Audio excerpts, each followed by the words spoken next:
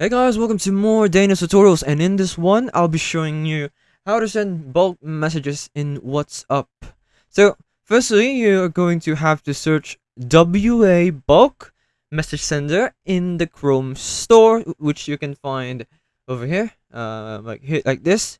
So, after you have it installed in Chrome, you will now have it as an extension. And then now we click it and it immediately sends us into the WhatsApp app. Now by clicking the extension again and clicking it, a floating window then pops up. This is where you can put the numbers who you want to send the message to. Then here is where the message would be. And here, more importantly, is the time interval needed to send. Just because you could get banned if there's no time interval. So let's try it out. And there it is. So it's that simple. I hope you learned something from this video, and I'll see you in the next one. Thanks for watching.